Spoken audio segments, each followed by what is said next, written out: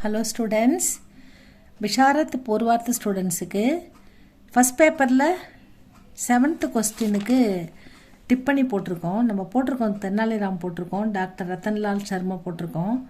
அதில் வந்து 5 கொடுத்து 3 கேட்குறாங்க. அதில் 15 மார்க் இருக்குது, உங்களுக்கு நிறைய மார்க் இருக்குது. அதனால் ஜோதிஷி மகிழா இதுவும் இம்பார்ட்டண்ட்டாக வர்றதால இதையும் நம்ம போட்டுருவோம் ஸ்டூடெண்ட்ஸ். ஜோதிஷி மகிழா, ஜோதிஷின்னா ஜோசியம் பார்க்குறவங்க தான்.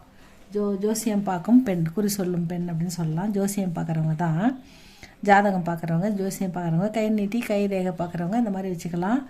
ஜோதிஷி மகிழா அப்படின்றத சொல்லியிருக்காது. அந்த இது வந்து இம்பார்ட்டண்ட்டாக வந்திருக்கு இப்போ 2026க்கு ஃபெப்புக்கு. இதுவும் வந்து இதையும் கொஞ்சம் பார்த்துக்குங்க ஸ்டூடெண்ட்ஸ். உங்களுக்கு எல்லாமே போட்டிருக்கோம் பாருங்கள். ஏதாவது உங்களுக்கு தேவைப்பட்டால் சொல்லுங்கள் கமெண்டில். உங்களுடைய கருத்து எதுவாக இருந்தாலும் கமெண்டில் சொல்லுங்கள் ஸ்டூடெண்ட்ஸ். ஜோதிஷி மகிழா இது வந்து இப்போ அதாவது ஜிஎம்வி QA புக்கில் பேஜ் நம்பர் 39 இருக்குது, பார்த்துக்கோங்க. ஜோதிஷி மகிழா ஏக் ஷாதி ஷுதா மகிழா ஹை. இந்த ஜோசியம் பார்க்குற இந்த பெண் ஒரு கல்யாணமான பெண், ஒரு திருமணமான பெண். ஷாதி ஷுதா மகிழா, மகிழானா பெண். இந்த ஜோதிஷி மகிழா, அந்த ஜாதகம் பார்க்கும் இந்த ஜோசியம் பார்க்கும் இந்த பெண் வந்து ஒரு கல்யாணமான பெண். ஷாதி ஷுதா மகிழா ஹை. உஸ்கே பச்சே கர்மேக, அவளுடைய குழந்தைகள் வீட்டில் இருக்கிறார்கள். அவளுக்கு குழந்தைங்க இருக்குது, அந்த குழந்தைங்க வந்து வீட்டில் இருக்காங்க. கர்மே, கர்னா வீடு, கர்மேனா வீட்டில், ஹேனா இருக்கிறார்கள். உஸ்கே பச்சே, அவளுடைய குழந்தைகள் வீட்டில் இருக்கிறார்கள். பத்தி, அவருடைய கணவரை பற்றி சொல்கிறாங்க. பத்தி பியக்கடு, பியக்கடுனா குடிகாரன். அவர் ஆவாரானா பொறுப்பு இல்லாமல் எங்கே வேணாலும் ஊரை சுற்ற போயிடுவான், வீட்டிலே தங்க மாட்டான். பொறுப்பாக குழந்தைங்களையோ இல்லை குடும்பத்தையோ பார்க்காம ஊரை எங்கேயாவது சுற்றி கிடக்கிறவர் ஆவாரானா, அந்த மாதிரி பொறுப்பு இல்லாமல் வெளியே சுற்றி கிடக்கிறவனுக்கு பேர் தான் ஆவாரா சொல்லுவாங்க. குடிகாரன், அப்புறம் பொறுப்பு இல்லாதவன், வீடு தங்காமல் வெளியில் சுற்றிட்டு இருப்பான் அப்படின்றது தான் இதுக்கு அர்த்தம். கர் சலானே கேலியே, கர் சலானே கேலியே, வீடை நிர்வாகம் பண்ணுறதுக்கு. வீடு பாட்டு குடிப்பார், ஊரை சுற்றுவார், குழந்தைங்க சாப்பிடணும், வீடு நிர்வாகம் பண்ணணும், வீட்டு செலவெல்லாம் பார்க்கணும்ல, அதுதான் கர் சலானே கேலியே. வகு சடக்குக்கே பற்றியோம் பர், அதான் ரோட்டு ஓரமாக, சடக்குனா ரோடு, ரோட்டு ஓரமாக. சடக்குக்கே பற்றியோம் பர் லோகோம் கோ, தெருவோரமாக அவங்க வந்து வேலை பார்ப்பாங்க. லோகோன்னா போகிற வர மக்களுக்கு, தெருவில் உட்காந்துருக்கிறதால இவங்க ஓரமாக போகிற வர மக்களுக்கு. லோகோன்னா பீப்புள்.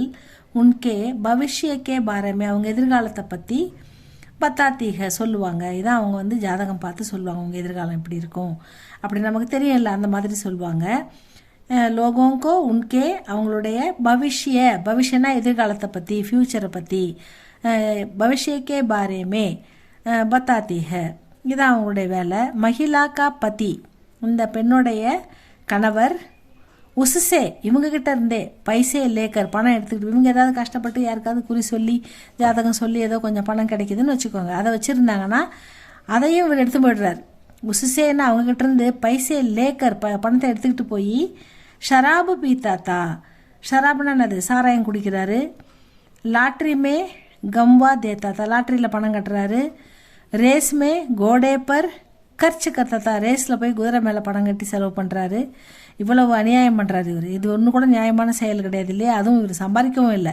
இந்த பெண் கஷ்டப்பட்டு சம்பாதிக்கிற பணத்தையும் எடுத்துக்கிட்டு போய் அவங்ககிட்ட இருந்து பிடிங்கிட்டு போய் இந்த மாதிரி ஷராபு பீத்தாத்தா, லாட்ரி மே கவ்வா தேத்தாத்தா, தேவையில்லா லாட்ரி செலவு, லாட்ரி வாங்கி வீணாக்குறது பணத்தை. ரேஸ்மே கோடே பர் கர்ச்சு கட்டுறது, ரேட் குதிரை மேலே கட்டுறது, பணத்தை இந்த குதிரை ஜெயிக்கும் அப்படின்னு கட்டுறது, இந்த மாதிரி எல்லாமே பண்ணுறாரு. பத்திக்கே டான்ட்டோம் அவர் காலியாம் சப்பு, அதாவது இந்த கணவனுடைய அட்டகாசம், அநியாயம், அவர் பண்ணுற இந்த துவேஷமான செயல் எல்லாத்தையுமே சப்புனா ஆள். வகு மகிழா சகத்தீக, சகித்து கொள்கிறார். அவங்க வந்து ரொம்ப அட்ஜஸ்ட் பண்ணி சகிச்சுக்கிட்டு போகிறாங்க. ஏன்னா ஜோதிஷி மகிழா பச்சோக்கே காத்திர் பத்திக்கே ஹர் சோட்டுக்கு சகன் கர்த்தீக, அந்த பத்திக்கே ஹர் சோட்டு பார்த்தா கணவரோட அநியாயத்தை எல்லாமே வந்து சகன் கர்த்திகை பொறுத்துக்கிறாங்க. எதுக்காகன்னா பச்சேக்கே காத்தீர் குழந்தைங்க நிலமை வீணாயிடக்கூடாது. நம்ம அவரும் பொறுப்பாக பார்க்க மாட்டார் கணவர். மனைவியும் பொறுப்பு இல்லாமல் போய் ஏதாவது ஆகிட்டா அந்த குழந்தைங்க நிலைமை என்ன ஆகுதுன்னு அவங்க குழந்தைங்கள யோசித்து அவர்கிட்ட சண்டை போடாமல் அவர்கிட்ட அட்ஜஸ்ட் பண்ணி அனுசரணையாக போகிறாங்க. இதுதான் அதில் சொல்கிறாங்க.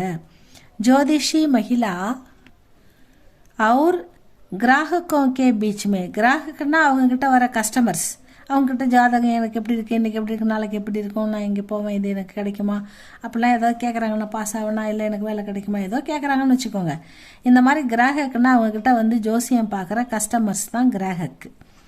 ஜோதிஷி மகிழா அவர் கிராஹக்கோங்கே பீச்மே, அவங்க இந்த ஜோசியம் பார்க்குற இந்த அம்மாவுக்கும் அவங்கக்கிட்ட ஜோசியம் பார்க்க வர கஸ்டமருக்கும் நடுவில் இருக்கிற உரையாடல், बीच में होने वाले संवाद கான்வர்சேஷன், அவங்க 2 பேரும் பேசிக்கிறது வந்து மகிழாக்கி இந்த பெண்ணுடைய க்ஷமதா திறமையையும் அவர் ஆத்ம விஸ்வாஸ்கா தன்னம்பிக்கையையும் பரிச்சை தேத்தேக நமக்கு வந்து தெரிவிக்குது. நமக்கு வந்து இந்த பெண்ணுடைய தன்னம்பிக்கையையும் திறமையையும் வெளிப்படுத்துது.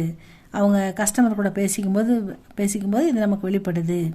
மகிழா और उसके पति के बीच, மகிழா வந்து வீட்டில் கணவர்கிட்ட வந்து சண்டை போடும்போது இல்லை பேசும்போது पति के बीच में होने वाले संवाद, கணவர்கிட்ட ஏற்படுற அந்த உரையாடலில் ஏக்கு நிம்ன வர்க்கீய அப்படின்னா மத்திய வர்க்கீய ஒரு லோ கிளாஸ் வருமானம் இல்லாத ஒரு கஷ்டப்படுற குடும்பத்தை சேர்ந்த பாரதிய இந்திய ஸ்திரீ, இந்திய பெண்மணியாக அவளுக்கு இருக்கிற பிரச்சனைகள்லாம் எப்படின்னா இது அவள் சண்டை போடும்போது கணவர்கிட்ட பேசும்போது அவளுடைய இந்த நிலைமை உஸ்கி திஷா, ஸ்திரீக்கு திஷான்னா ஒரு நடுத்தர வர்க்கத்தை சேர்ந்த இல்லை வறுமை கோட்டு கீழே இருக்கும் பெண்ணுடைய நிலைமையை தஷாத்தி பார்க்க முடிகிறது அப்படின்னு சொல்கிறாங்க. இதுதான் ஜோதிஷி மகிழா.